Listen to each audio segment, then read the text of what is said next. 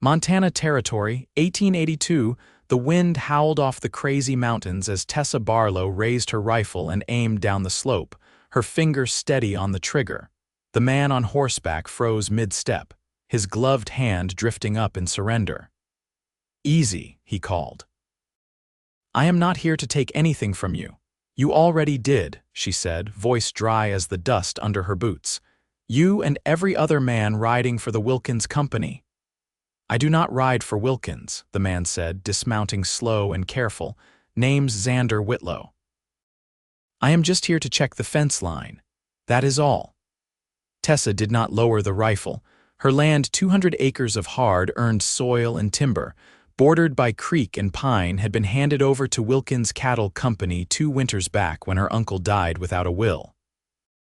The company claimed legal rights, but Tessa knew better.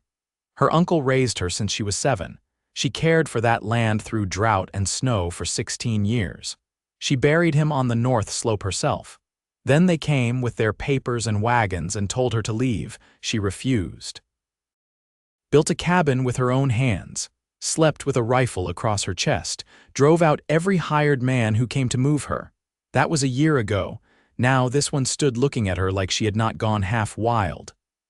"I do not need help," she said, lowering the rifle just enough to see his face better.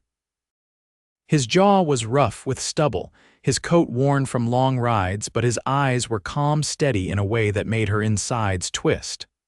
"Looks like you could use a new fence post," he said, nodding to the broken cedar behind her.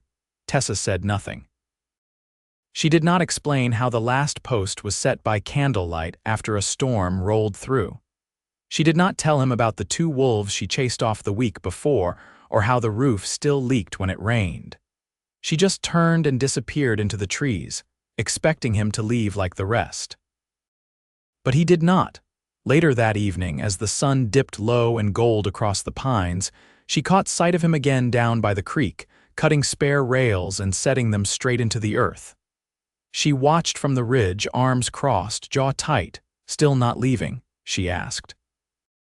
Xander looked up, brushing sweat from his brow. "You are welcome to run me off again, or you could let me fix the fence. Up to you." Tessa narrowed her eyes. "Why?" he shrugged. "Just seems like someone should." She did not trust him, but she did not stop him either. The next day he returned. And the next. He worked without asking for food or water, only nodding when she passed with her rifle slung across her back. He never asked questions, never crossed the line into her cabin or her silence. Just worked. On the 5th day, a storm rolled in. Tessa was chopping firewood when the wind picked up fast, pushing clouds thick and heavy over the mountains. She barely made it inside before the sky split open with thunder. The rain came hard, beating the roof like fists. She lit a lantern and sat by the hearth, listening. A knock came at the door. She opened it to find Xander soaked to the bone, his hat lost somewhere down the hill. "Fence held," he said simply. "But I saw smoke. Wanted to be sure you were all right." She stepped aside without thinking. He entered, dripping on her floor, and set down his tools. "Only dry clothes I have are mine," she said, motioning to a blanket folded by the fire. "I will take it," he said, teeth chattering slightly. She handed it over, then returned to the fire, kneeling to stir the flames higher. "You do not talk much," he said after a long silence. "Talking does not fix anything." "No, but sometimes it helps." Tessa stared into the fire. "They took everything. My uncle's land, his name, said I had no claim because I was not blood. You stayed anyways. I will die on this land before I let them take it." Xander nodded, quiet. "I believe you." His voice was low, not pitying, just honest. She glanced over, catching the way his eyes never left hers. "You are not scared of me," she said, more question than statement. "No," he said. "You are the only one around here with any real fight left in you." She should have told him to leave. But instead, she pulled a second mug from the shelf and poured coffee into both. He smiled small, grateful, and took the cup from her hand. For a while they sat in silence, the storm pounding against the roof, firelight casting soft shadows across the walls. She felt the weight of the past year, grief, anger, loneliness press against her chest, then shift, just slightly, like something old had started to loosen. When the storm passed, he stood. "I will be back tomorrow," he said. "I never asked you to come in the first place," she replied. "I know," he said. "But I am coming anyway." She watched him go, the door swinging shut behind him, and for the first time in a long time, she felt something close to calm. The next morning, she found him repairing the barn latch and left a tin plate of cornbread beside his saddle. Neither of them said a word. But something had begun. Neither could name it yet, but it moved between them in quiet glances, in the way they passed tools, in the silence that no longer felt heavy. And for the first time in a year, Tessa Barlow did not feel completely alone. By late August, the earth had turned brittle underfoot, and the aspens along the southern ridge grew pale with thirst. Tessa's boots kicked up thin dust as she crossed the pasture, eyes drawn to the sky. No clouds, not for days. She found Xander crouched near the trough, his shirt damp with sweat, hands deep in the pump's workings. A length of rope held his sleeves above the elbow, revealing arms marked with old burns and healed cut stories she hadn't asked for yet. She stepped closer. "It's not pulling water," he looked up, shielding his eyes. "Something's jammed, might be a stone, I'll pull the pipe and see." She crouched beside him, the dry grass crackling beneath her knees. "You ever work with shallow wells before?" Spent a season north of Helena with a survey crew. "Mostly soil testing, but we dug a few." He paused, then added, "I can show you how we reinforce the lining if you want." Tessa nodded once. "I want." They worked side by side, shoulders brushing as they lifted the pipe from the earth. Her hands stung from the grit, but she didn't stop. When he handed her the metal rod, their fingers touched, and something in her chest shifted sharp but not painful. He noticed. Didn't say anything, but his eyes softened. Later, while she boiled canvas in a kettle for patching the roof, he sat on the porch whittling a sliver of pine into the shape of a howling coyote. She watched from the window, the way his fingers moved with patience, not skill like the shape mattered more than the finish. "You always carve animals?" she asked, stepping outside with 2 mugs of chicory. He took the cup, surprised. "Not always. My father carved a fox once, said it was the only thing he ever got right." She sat across from him on the stoop. "He's still alive?" "No, shot outside of Great Falls." "Wrong place, wrong time?" Tessa didn't flinch. "My mother died of fever when I was little. Uncle Tom took me in." He nodded, not asking more. She liked that about him. A hawk circled overhead. They watched it in silence, the kind that didn't push or press, just filled the space between them with something patient. He set the carving down. "You ever think about riding out, starting somewhere new?" She met his gaze. "No, even if I did, this land wouldn't let me." "You tied to it." "Not just because of him. I bled for it, would again." He leaned back against the post, sipping slow. "I'm not looking to change your mind, I know." They sat until dusk pulled the light from the hills. When she stood to gather the kettle, he followed her inside, stopping just past the threshold. "You should eat more than you do," he said, studying the empty shelves. "I manage." He looked down at his boots, then back at her. "I can bring flour." "Maybe beans," her arms crossed, not in anger but in habit. "You plan on staying long enough to cook him?" He didn't smile, not exactly, but his voice warmed. "If you'll let me."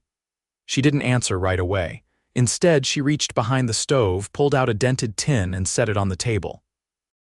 "There's still salt pork. We could boil some with the parsnips." He stepped in without waiting. "You got a pan?" They didn't speak much while they cooked. She handed him the knife. He diced without question. The fire popped in the hearth, and for the first time the cabin felt lived in. Not just guarded. After they ate, she walked him to the door, lantern in hand. He paused, 1 foot on the threshold, eyes steady on hers. "I'll be back early," he said. "I'll be here," she answered. When he left, she stood in the doorway long after the lantern went cold, listening to the soft hush of nightfall. The hills were quiet again, but not empty. And in that stillness, something new had begun pressing against the long, hard edges of her life, not soft, but steady. Like the slow settling of roots. The morning sun had barely crested the far ridge when Tessa stepped into the barn, the air inside cool and still. Dust hung in soft beams of light, and the mule shifted in its stall, ears twitching as she passed. She found Xander at the workbench, sleeves rolled, shaping a new yoke pin from hickory.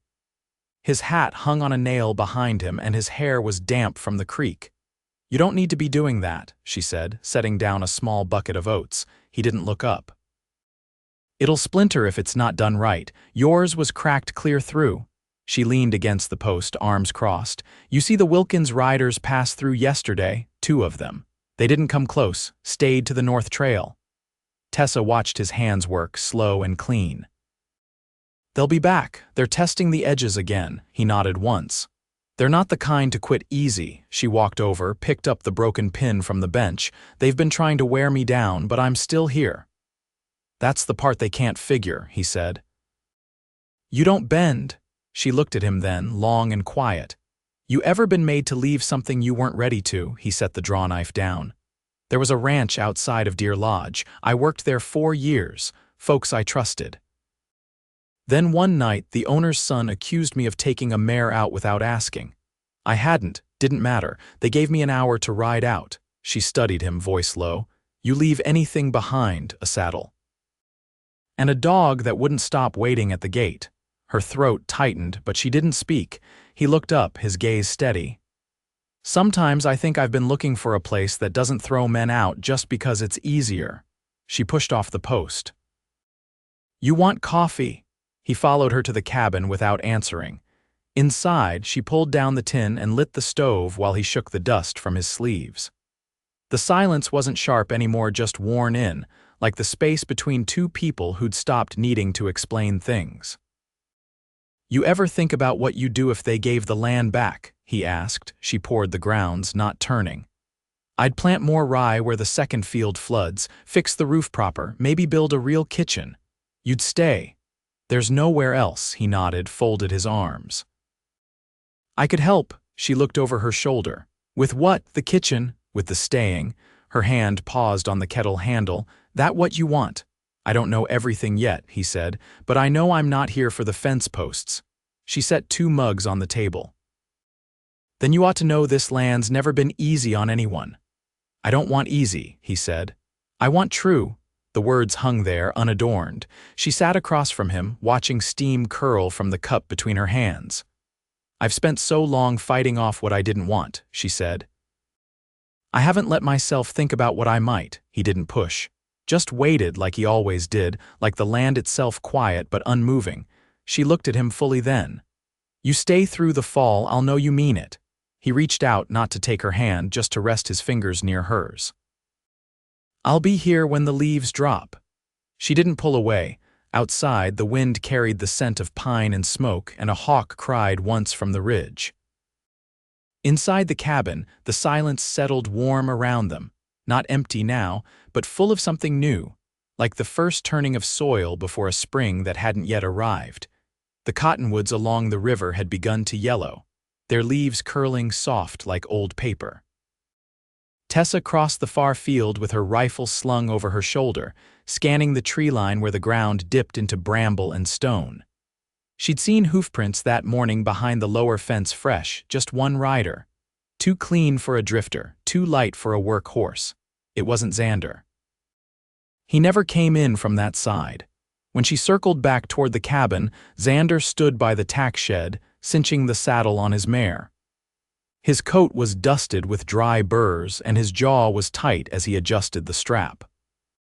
"There was someone near the western boundary," she said, keeping her voice low. "He finished tying off the girth.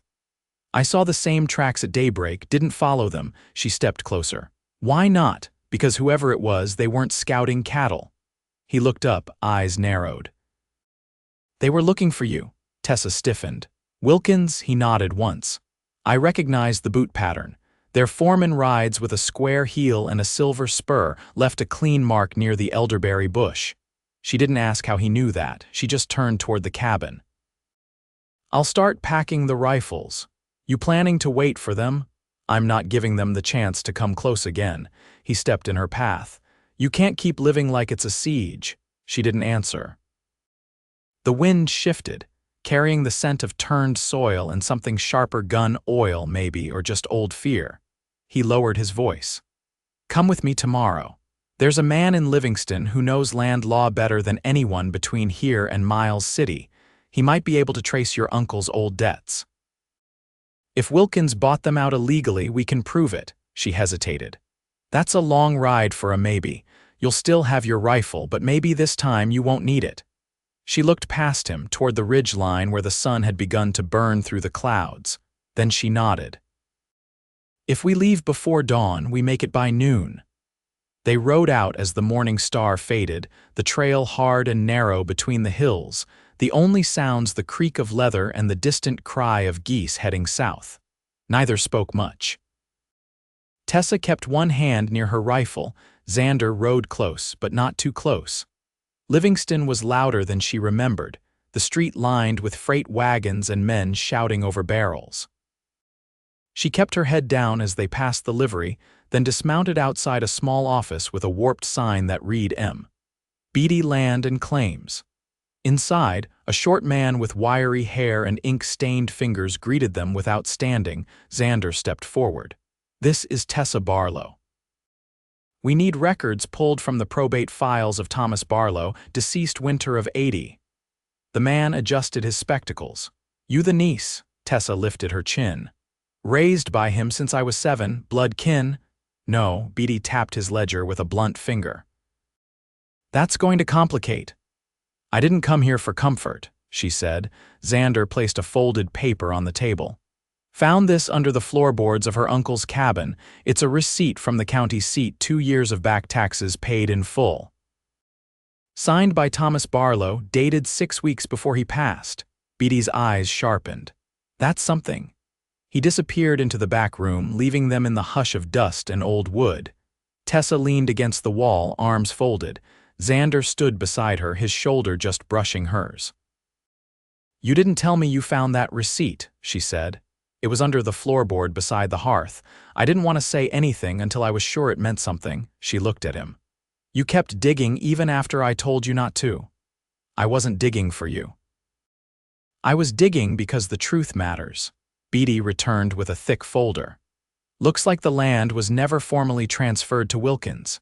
They filed a claim, but without proper deed or will, it's still pending under disputed title. If you can prove residence and care, you've got standing to contest." Tessa stepped forward. "What do I need?" "Witnesses, proof you've maintained the land, and someone willing to sign an affidavit that you've been in sole possession since your uncle's death." Xander didn't hesitate. "I'll sign." The man nodded. "Then you've got a chance." They left the office as the sun reached its highest point, the streets now quieter. Tessa mounted her horse, reins loose in her hand, and looked toward the distant ridges. "You think this will hold?" she asked. Xander swung into his saddle. "Long enough for us to build something stronger." They rode side by side, the rhythm of the horses steady beneath them, the wind at their backs. She didn't speak again until they were nearly home. "You didn't have to come with me, I know." She looked over, not just with her eyes, but with the weight of everything she hadn't said yet. "But I'm glad you did." He met her gaze, quiet as always. "So am I." They crested the final hill just as the sun dipped low, lighting the cabin in gold. Smoke rose from the chimney, safe, familiar. She felt the tiredness in her bones, not the kind that came from fear but from movement, from doing instead of waiting. That night she let him sit beside her at the fire, close enough that their knees touched. She didn't pull away. When he reached for the tin plate, their fingers brushed, and this time she didn't move her hand.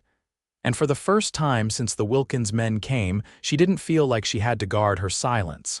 Not with him. Not anymore. By mid-September, the aspens along the creek had turned the color of brass, and the nights held the edge of frost. Tessa stood at the edge of the west pasture, sleeves rolled to her elbows, watching the last of the rye fields sway in the wind. The cabin roof had been fully tarred and sealed a week earlier, the new cedar shingles already darkening with weather. She hadn't said anything to Xander when he finished it. He didn't expect thanks. He just kept showing up in the quiet ways that mattered most. That morning, she'd walked to the north markers and found a strip of fresh muslin tied to the post a surveyor's ribbon, Wilkins' color. She'd untied it without hesitation and tossed it in the fire when she got back. No one had crossed the fence line, not yet, but the meaning was clear. She found him brushing down the mare, her coat shining in the filtered light through the barn slats. "They left a ribbon," she said. "North boundary." He didn't look surprised. "They're waiting on the court hearing." "Trying to rattle you. I'm not rattled." "I know." She leaned against the stall door, watching him stroke the horse's flank. "If they come again, I want you to be the one to speak to them," she said. He paused. "Why me?" "Because you know how to speak without giving ground. And they'll listen to you before they listen to me." He set the brush down on the rail. "I'll speak, but I won't speak for you," she nodded once. "Fair." They walked back to the cabin together, and she noticed how his gait had settled, less guarded, more certain. He walked like he belonged here now, like the ground didn't resist him anymore. She stirred the stew while he split kindling by the porch. The rhythm of the axe was slow, deliberate. Inside, she removed the iron kettle from the hook and set out 2 chipped bowls. When he stepped in, the smell of rosemary and venison filled the room. He sat, folding his hands in his lap. "I've been thinking about buying a parcel west of the ridge," he said. She set a spoon beside his bowl. "You planning to ride back and forth every day?" "Not exactly." She sat across from him, the fire throwing light across the table. "Then what?" "I want to build something of my own, near yours, not instead of it." She studied him. "A man usually means more than that when he says near." "I do." She didn't answer right away. Instead, she reached for the loaf of bread cooling by the hearth and tore it in half, setting one piece beside his bowl. "I've never lived with anyone," she said. "It's quiet here." "I like it quiet. I'm not loud. No, but you take up space." "I'd rather take up space beside you than anywhere else." Outside, the wind shifted and the oil lamp flickered. She looked down at her stew, then back at him. "Would you build that parcel with 2 rooms?" she asked. He nodded. "And a porch, maybe a dog if I can find one that'll sleep through coyotes." She leaned back in her chair, eyes still on him. "I don't mind sharing quiet." His voice was low. "That sounds like a yes." "It is." He reached across the table, not to take her hand this time, but to rest his fingers lightly against her wrist. She didn't pull away. The hearing was held 3 weeks later in a narrow brick office on the edge of town. Tessa stood before the county clerk with her shoulders squared and her boots dusty from the ride. Xander sat behind her, silent, steady. The affidavit, the tax receipt, and her testimony were enough. The land was restored to her name. No one from Wilkins showed. They rode home in near silence, but it wasn't the silence of caution anymore. It was ease, bone deep and earned. That night she sat on the porch while Xander measured out lumber beside the cabin, scratching faint lines into the planks with a pocket knife. "You planning to do this before snow sets in?" she asked. "I'm planning to do it before the ground freezes." He looked up. "Unless you've changed your mind." "I haven't." He stood, brushing sawdust from his hands. "Then I guess I'll marry you before the roof goes on." She didn't smile, but her eyes held something close to it. "You guess?" "I know." They married late in October beneath the old pine near the North Ridge. No preacher, just a neighbor's widow to sign the paper and the sun warming the backs of their necks. She wore her work boots and a clean shirt. He shaved for the first time in weeks. Afterward, they walked back to the cabin together. The porch had been swept, the ridge line glowing with the last light of the day. She stood at the threshold, hand on the doorframe, watching him as he stepped across. "You sure about this?" she asked. He didn't answer right away. Just reached out and touched the side of her face, his thumb brushing the curve of her cheek like she was something he'd been reaching for a long time. "I've never been more sure of anything." She leaned into the touch. "Then come inside." The cabin was still small, the fire still crackled the same way, but the air was different now. Not just warmer, but full. They spent the winter building the new house together just beyond the edge of the rye field. It had 2 rooms and a porch wide enough for 2 chairs. He found a stray pup by the creek and brought it home in a saddlebag. She named him Flint. By spring, the wildflowers had taken the southern hill again, and the land no longer felt like something she had to defend. It felt like something they'd made whole. They woke each morning beside each other, the quiet between them no longer heavy, just complete. She still carried her rifle when she checked the fence line, but she didn't expect to use it, and when the wind came down off the mountains, it carried no threat. Only the scent of sage and wood smoke, and the steady thrum of a life they'd built together, piece by piece, hand by hand. Tessa Barlow wasn't alone anymore, and neither was he.